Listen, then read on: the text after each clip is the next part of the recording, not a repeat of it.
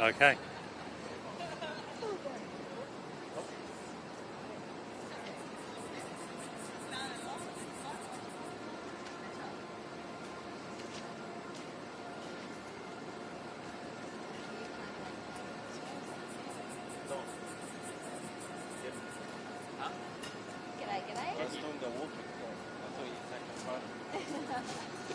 What, Dean? What? What's wrong? I'm taking too many. Yeah. He's getting sick. I need a good profile shot. We always need something. Yeah, exactly. I always need something from you.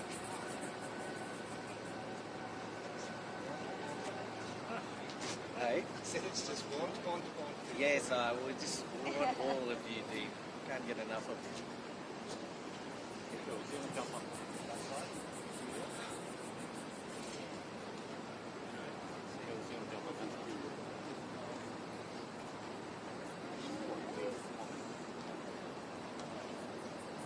Do you mind saying hello?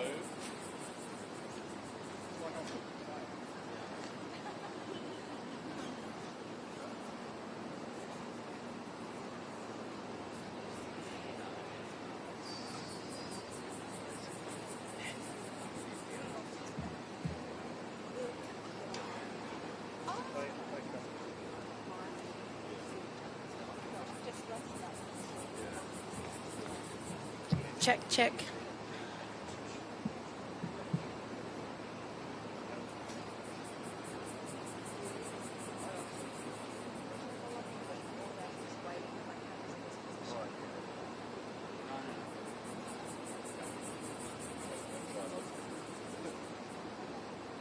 Hey, Jules, you just want to say hello?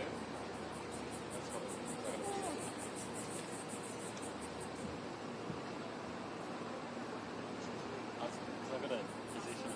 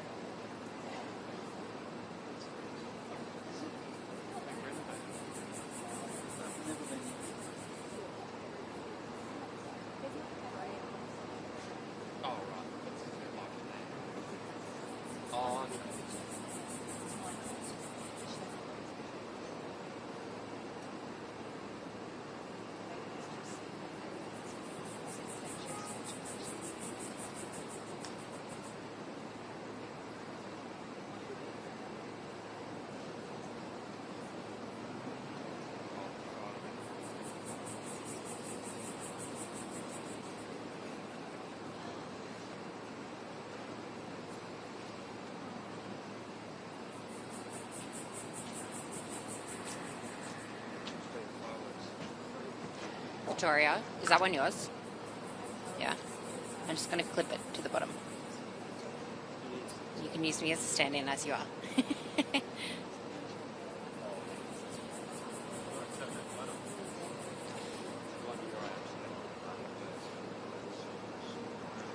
All good?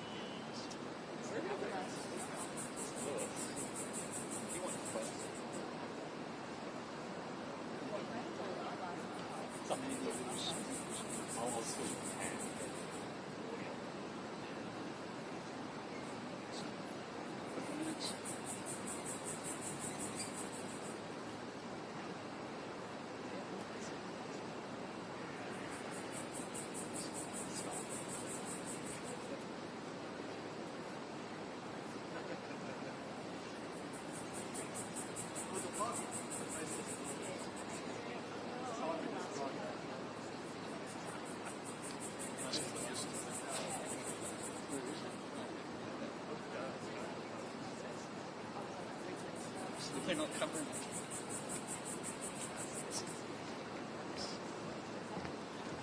Is that yours?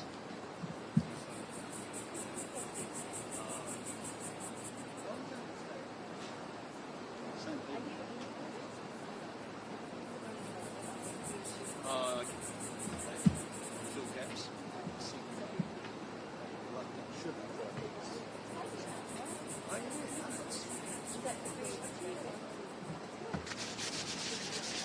Yeah.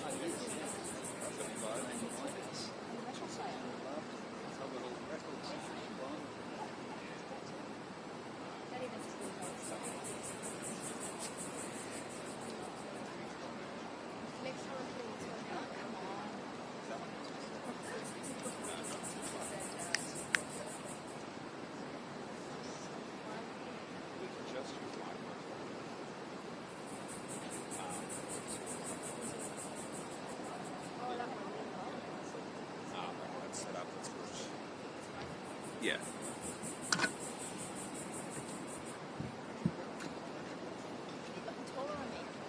Have I? I'm just getting bigger. How are you?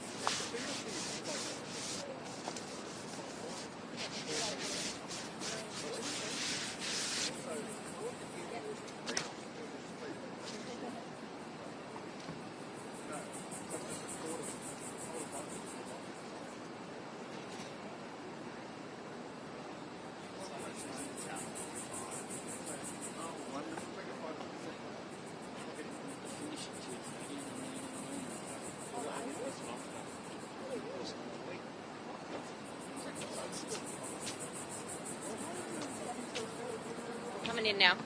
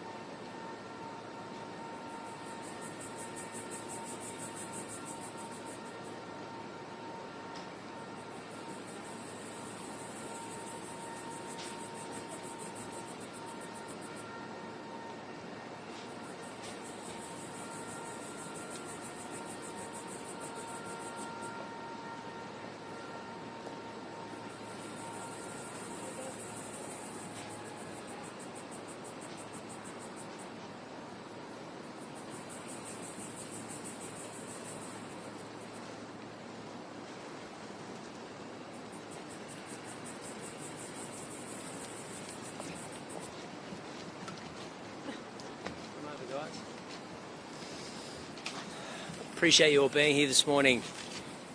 If the cameras are all ready.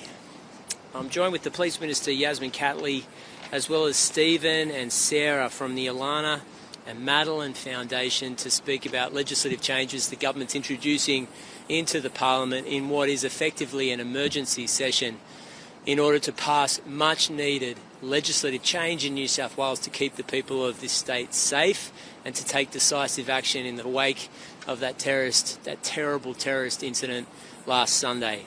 Today we're introducing new laws, tough new laws, to protect the community, to crack down on hate and strengthen public safety. The legislation bans the public displays of terrorist symbols, outlaws violence, incitement to violence in New South Wales, and gives police stronger powers during public assemblies.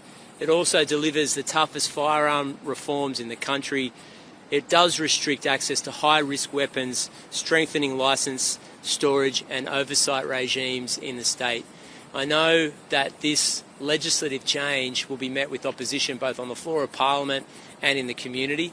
On many of the measures that we're proposing, I've heard members of the public say that we've gone too far, but I strongly believe that these changes to law and legislation in New South Wales are fundamentally important to keep the people of this state safe. We can't pretend that the world is the same as it was before that terrorist incident on Sunday. Things need to change in New South Wales, and as a result we are making and taking extraordinary measures in relation to public assemblies during a terrorism event. That's in recognition of the fact that while maybe a tinderbox out there in the community during this summer period, we can't let unrestrained violence or disunity in our community run without a strong police presence. I think the vast majority of people in New South Wales, whilst acknowledging that these are extraordinary measures, are absolutely essential in keeping the people of this state safe. The state's number one priority, and my government's number one priority, is to keep the people of New South Wales safe, and that means making these changes. I also want to stress it's not the end of change and reform in New South Wales. This is a huge burden that we feel on our shoulders, and it will require legislative and further reforms early next year. And part of that will be in relation to hate speech in New South Wales, and the government today will refer to a committee hate speech, changes to hate speech legislation, in particular that phrase that's commonly used around the world, globalise the intifada. You've seen what the consequences of globalising the intifada are. It's the death of 15 innocent people on the beaches of Bondi Beach simply for practising their religion in a peaceful way. I acknowledge that we don't have the same free speech rules that they have in the United States, and I don't make any apologies for that. We have got a responsibility to knit together our community that comes from different races and religions and places from all over the world. But we can do it in a peaceful way because I'm convinced that most Australians want to live together in peace and harmony and have no interest in poking each other, either in malicious, violent ways or even in incitement to violence and hatred and racism in our community. That's why these changes are necessary, and I'm hoping they get bipartisan or multi-partisan support as they travel through the Parliament later today and into tomorrow. I'm going to hand over to the Police Minister. Thanks so much, Premier. Good morning, everyone. I have just read into the Legislative Assembly our changes that we choose to make in response to what happened in Bondi just 8 days ago. We signed up as a state to the National Firearms Agreement, and as part of that it was to make sure that we have greater oversight, that we have better compliance, and that we ensure that we reduce the number of guns on our streets. Today we have just done that. We are honouring what we have signed up for. And I think on the back of what we know was the worst terrorist attack in this state, in fact the country, then I think that that is so important. And having signed up to that with the national agreement, then we have an obligation to do that. And I have no doubt that this will set the path for the other states to follow as well. You know, removing guns from our street makes our streets safer. We have more than 1.1 million guns in our state. And reducing the number of those, particularly for rec shooters, I think is reasonable. We know that not everybody, or we know that many, are good law-abiding gun licence holders. We know that. But we also have to acknowledge the harm that can be caused by guns, and for that reason we have introduced these legislative reforms. I won't say any more. I'll hand you over to Sarah. Good afternoon. My name is Sarah Davis and I have the great honour of being the CEO of the Alana and Madeline Foundation. And as you know, the Alana and Madeline Foundation was established by Walter Mikac, AM, after he lost his wife Nanette and his two daughters Alana and Madeline at the Port Arthur tragedy 29 years ago. And in honour of our origin story and our legacy, we are part of the Australian Gun Safety Alliance. My colleague Stephen Bendel is an Australian gun safety expert and convenes the Australian Gun Safety Alliance. And under the National Firearms Agreement, we are very aware that firearms ownership in Australia is a privilege, but it is a privilege that is utterly conditional upon public safety. And here in Sydney, we lost our public safety. So I'm really pleased to be able to read a statement from Walter Mikac, AM. Unfortunately, he's not able to be here this afternoon, or he would be saying this himself, but this is his message. Today, I commend Premier Minns and the New South Wales Government for acting swiftly and decisively to close critical gaps in our gun laws and for putting community safety first. In the wake of the horrific attack at Bondi Beach, the New South Wales Government has shown that it is prepared to listen and to act in the interests of the whole community. The people of New South Wales expect their gun laws to be as strong as possible, and today the Minns government has taken important steps to meet that responsibility. I also acknowledge the announcement from the Honourable Kelly Sloan and the Liberals and thank them for their support of these measures, and I urge others to do the same. Like all Australians, my heart is with the families of the victims, the survivors, and Australia's Jewish community. I stand in love and in solidarity with all those affected by this unspeakable violence. I know the lifelong cost of violence and loss. I welcome the Minns government actions today, and I will continue to support all efforts to ensure our gun laws remain safe and strong. And together we must all continue working to build a better future where all our communities are free from violence and free from hate. Thank you. Thanks, Sarah. Just before we take questions, I also want to report that earlier today, New South Wales Police arrested a 20-year-old male for using a carriage service to harass and intimidate in relation to organising a violent protest down at Cronulla Beach. I want to make it absolutely clear that anyone who is interested in whipping up racial hatred or violence or disunity in our community will be smashed by New South Wales Police. There is zero tolerance for it right now.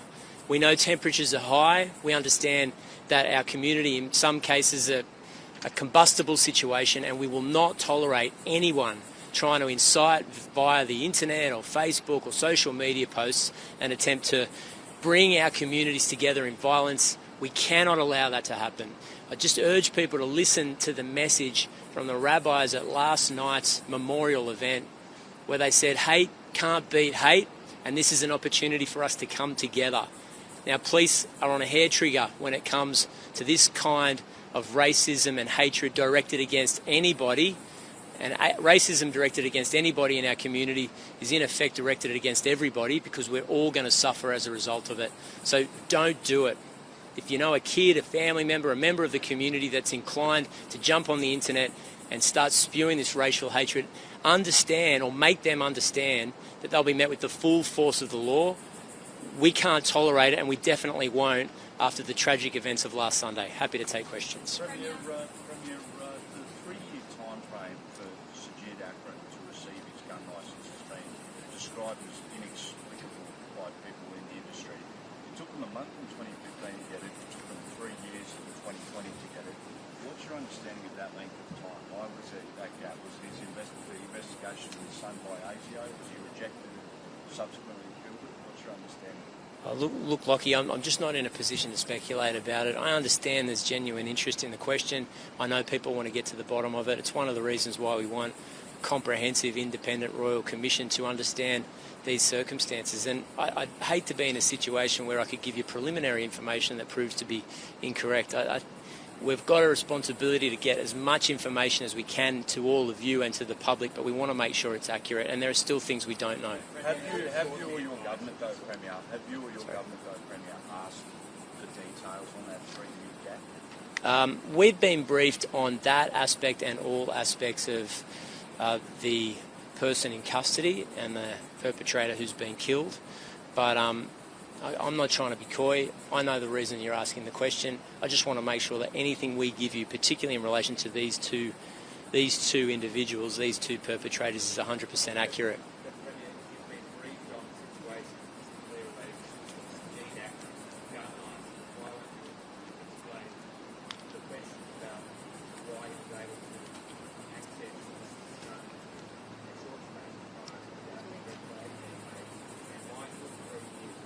Yeah, I mean, again, it's a fair question, but this is the subject of the inquiry. I mean, I want to give the impression that any of this information isn't important and should be the subject to independent investigation. But right now, I think it's important we take legislative change and legislative action. We need to answer those questions. They're incredibly important, but I don't have them today.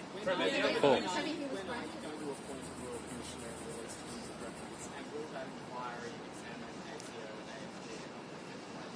The short answer is yes, we need a comprehensive investigation. We need to understand the relationship between our agencies and the Commonwealth, what these two individuals were doing overseas, what information was collected prior to these terrible crimes.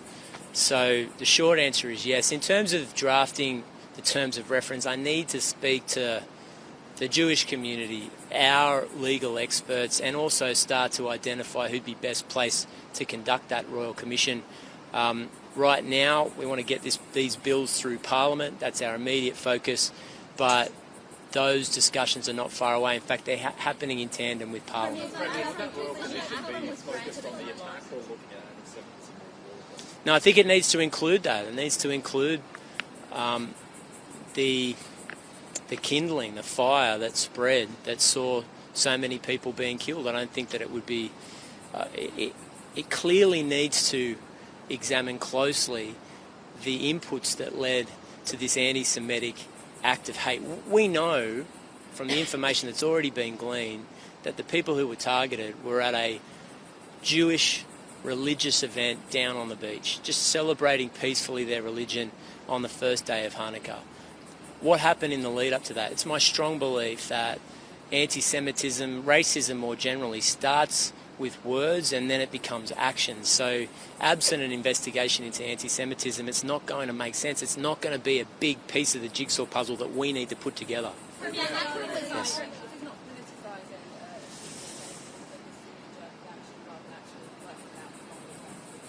Look, I'd reject that. I think it's really important that we take action in relation to guns, that we take action in relation to reducing the pressure in the community when it comes to the protests that we've seen. I've said this before, that the increasing rhetoric, the ratcheting up of images, often violent images, are having a divisive effect in our community, and we're determined to take action in relation to that. I know people are concerned about issues around the world. I know that there's a deep concern about international events and wars, and that people's passions are heightened, and there's genuine concern about it, and I'm not criticising them for holding those views. What I'm saying is my responsibility is in Sydney right now, and right now we need to make sure that the community is not divided.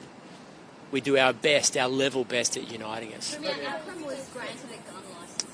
Premier Athlon was granted a gun licence despite living at the same address as someone who's being investigated for terrorism. I don't know. I'd give anything to go back a week, a month, 2 years to ensure that didn't happen.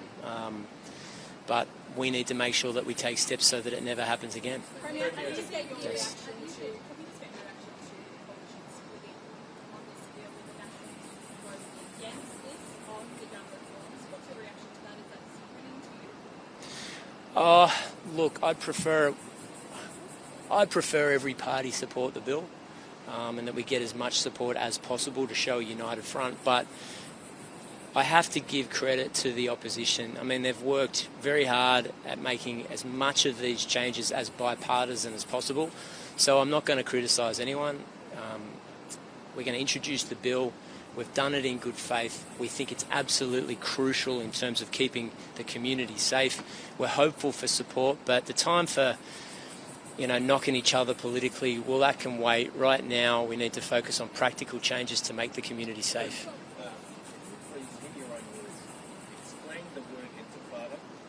No, I'm not going to go into the... And also, why are you banning an Arabic word while at the same time saying that you don't want to whip up fear and racism against certain communities? So can you please explain it?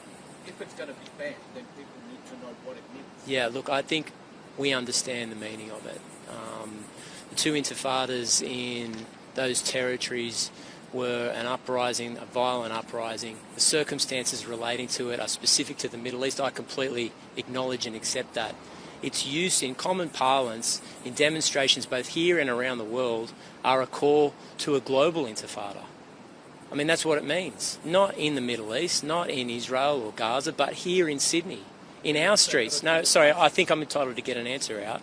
And in those circumstances, I do believe it leads to a culture and environment of heightened disunity and an invitation to violence. And ultimately, I know that these changes are going to be met with opposition, but I strongly believe that we have to do everything we can to ensure that words that are said at a rally are not used by somebody at a later point for violent retribution on Sydney streets. And that means drawing a line in the sand and saying that this phrase used in this context can lead to violence. I think that in many cases, the organisers of these protests, despite their sincerely held views, are unleashing forces that they can't control. And we need to be in a position to do that. Sorry, I'm going to keep going around.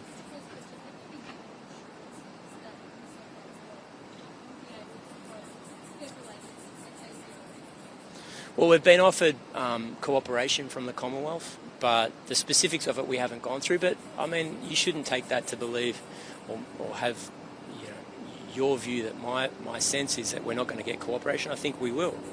And it needs to be broad, and it needs to examine what information other agencies outside New South Wales had, what information they had. How did you arrive by that? Sorry.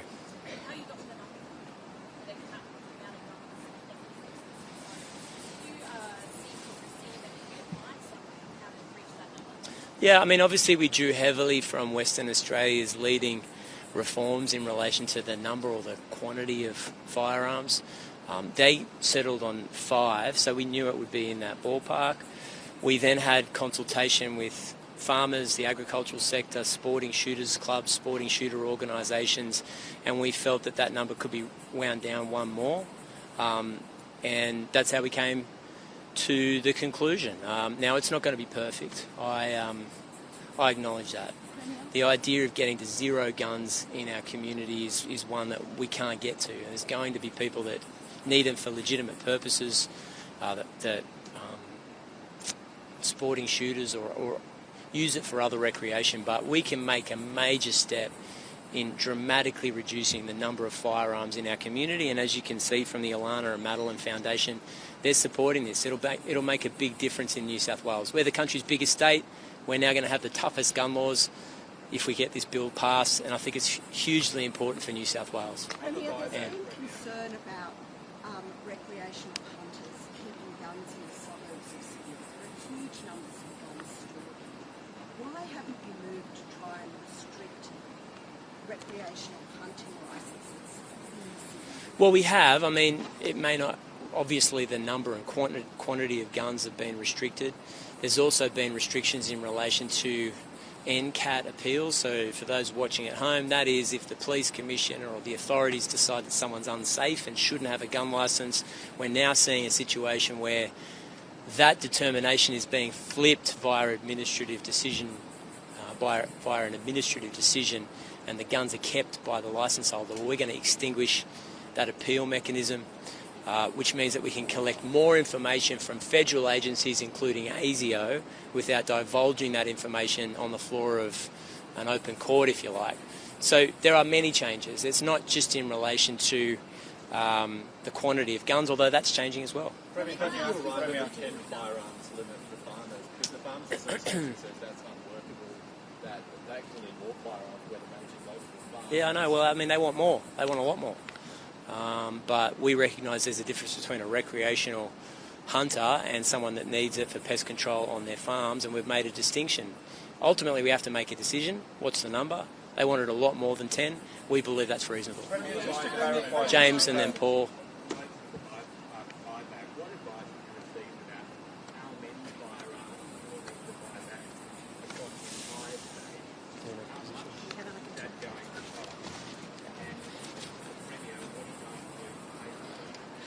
So we're in negotiations with the federal government. They have said that they will assist us in that, so we're very pleased that they're cooperating. We're using the experience of Western Australia, which they have about 90,000 firearms in their state, and they've put forward $63 million. As I have said before in press conferences, we believe that will be 3 to 4 times more here in New South Wales. And I have to put together an ERC submission to go to the Treasurer. And so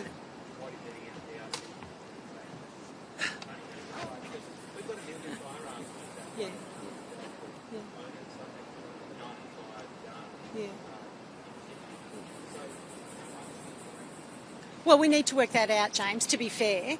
This is all happening very quickly, and this is very important. We want to consult and we want to make sure we get it right. And it's not a matter of us just picking a number out of the air. We actually have to speak to gun holders, and we will do exactly that, I assure them. How many were in WA? 90,000 Yeah, guns, I mean, 63 million.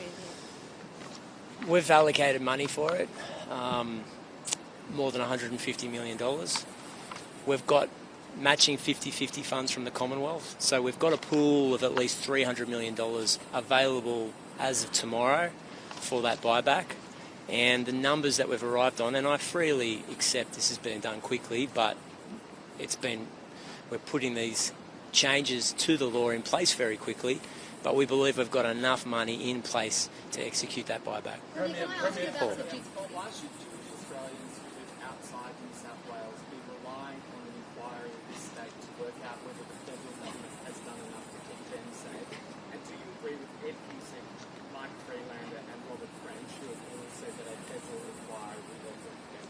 Well, look, I mean, obviously that's a matter for the Commonwealth, but we are going to ensure that our Royal Commission is comprehensive as possible and has the information available so that we can present a full picture, or as much as we know, as much as we can possibly find out to the people of this state as to what happened. Now, I'm responsible for New South Wales. I'm not going to go anywhere. I'll answer all your questions, but I'm responsible for New South Wales. So in these circumstances, we will make sure it's full and comprehensive as well as being independent. There are challenges though. There's an ongoing, very serious criminal case that will take place alongside any Royal Commission. Now I've pledged to make it run alongside, but we're obviously going to need a very senior jurist who can manage that that dilemma, because in addition to this criminal investigation, the most important thing we can do is deliver justice to the people who've been killed and injured on Sunday, and that means prosecuting the person who's in police custody with these shocking crimes.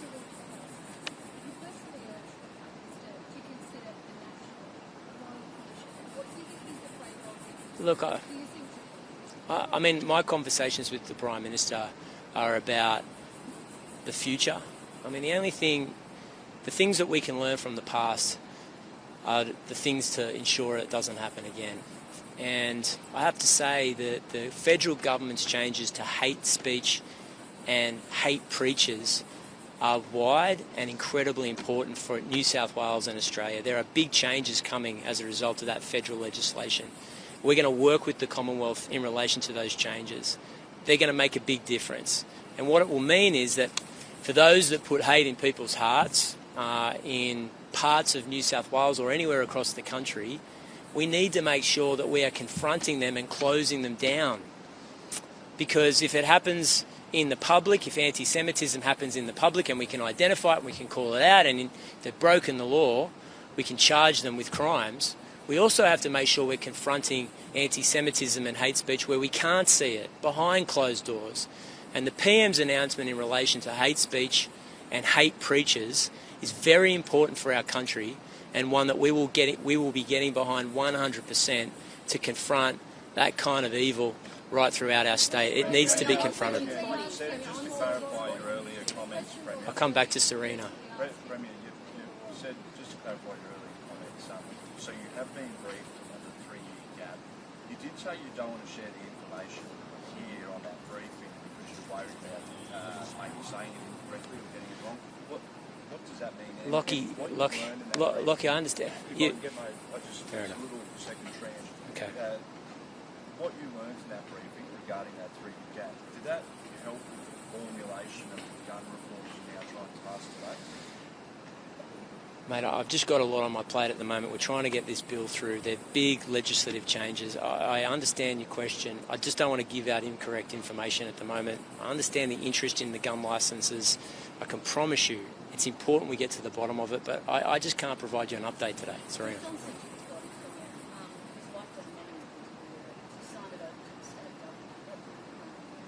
I don't know. I can understand why she doesn't want to have anything to do with it. Wanted to ask, you keep on mentioning violent imagery. Lots of protesters, organisers and families, scramblers.